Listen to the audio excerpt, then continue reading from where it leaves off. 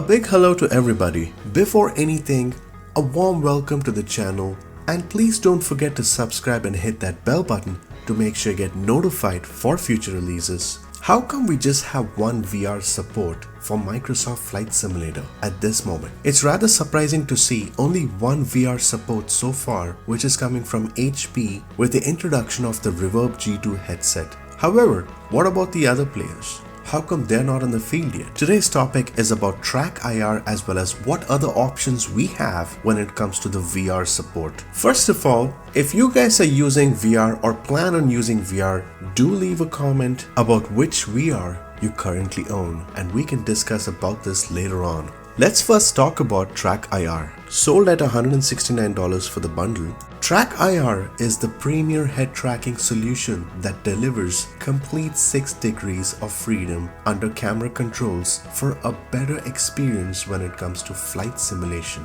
It basically gives an opportunity for a flight simulation expert like us to look around freely instead of utilizing a mouse or a joystick under Microsoft Flight Simulator, and this can be utilized in 4K or HDR. Guys, here's the thing for TrackIR. TrackIR basically gives you that comfortness if you're trying to use a single monitor. Okay, let's put that straight on the table. If you're using a single monitor, you want to look around while flying anywhere when you're trying to fly, this can help you. But if you're using 3 monitors, I really don't see much use of it, to be honest. However, it could rather help you give a much more wider angle to see things in a broader perspective that helps us to easily interact with a different suite of hardware peripherals. And TrackIR could be another addition that can help enjoy flight simulation furthermore. We need to understand that TrackIR is a good technology. While it has certainly made leaps and bounds in the last few years, it would still be considered a maturing technology. It's certainly not bad nor great. However, each new set that comes out is a lot better than the previous one, and good sets are now arguably quite expensive. TrackIR has been in the industry from quite some time. While TrackIR was successful, it certainly had its complaints from its users. The previous models had lower resolutions as well as frame rates, so the motion wasn't as precise as it was hoped for. Few users have utilized this under X-Plane, FSX, DCS, and even Star Citizen for that matter, and they've complimented this a lot as they did not need a headset to attach a clip as it usually works best.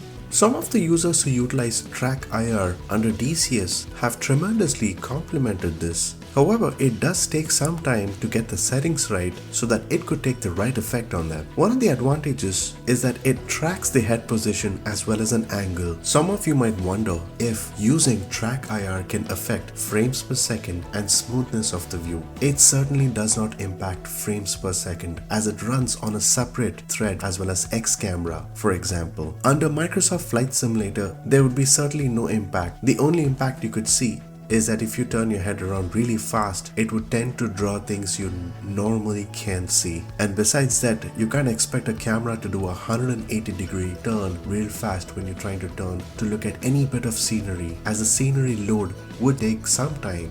It basically acts like an input device, either like a mouse or a joystick yoke, and it is quite smooth. You could do many settings on TrackIR to control how fast your movement could be, whether it would be in a normal setting or a precision mode. The precision mode is for very little movement when you focus on something and you don't want your head movement to mess with that. You could map hotkeys to it or even map a joystick button that can help you switch modes easily. There are other different modes that include pause, recenter, which could help you move around in the cockpit. It could be rather useful under complex cockpits that would require you to move your head around a lot. The ability to move your head around is quite essential in some simulators, and especially in Microsoft Flight Simulator with that beautiful scenery, this could rather be helpful. TrackIR and VR are totally two different things. To get comfortable with the TrackIR, I would rather recommend you to make some adjustments in order to interact extensively with the interface. It's pretty much like any piece of software you would utilize and adjust, so that in this case you could really find the difference between the ratio of head movement to movement on screen to the speed of change of this movement. So for example, if the cockpit is bigger with more real life buttons as well as hardware aids, And when you utilize a larger monitor, the lesser you would need when it comes to movement under TrackIR. It's always not a positive experience for most folks, especially for experiencing DCS. The most common complaint was that they couldn't quite get the balance between sensitivity as well as smoothness, which resulted in stability issues while they tried different setting modes as well as speeds in order to engage and experience flight simulation. So keep that in mind, guys. I mean, TrackIR has been in the business from quite some time. We need to respect that. It's not just flight simulation. They've also supported many other games that include Formula 1, Infinity Battlescape, Assetto Corsa, X-Plane 11, Star Citizen, and many more. On a personal level, I would certainly feel that TrackIR can be useful if someone has a single monitor. So the call is yours when it comes to TrackIR. Under the VR section of this video, right now we have news that Microsoft Flight Simulator 2020 would be released only under HP Reverb G2. Okay, so this has been created by HP, which is collaborating with Microsoft as well as Valve. Valve are basically good engineers who've been working pretty much hard to ensure that they could have this headset, which is the Reverb G2, that has a huge resolution display with excellent tracking and immersive audio that can take the best advantage of a platform like Microsoft Flight Simulator with a fully 3D soundscape that would be introduced during this fall.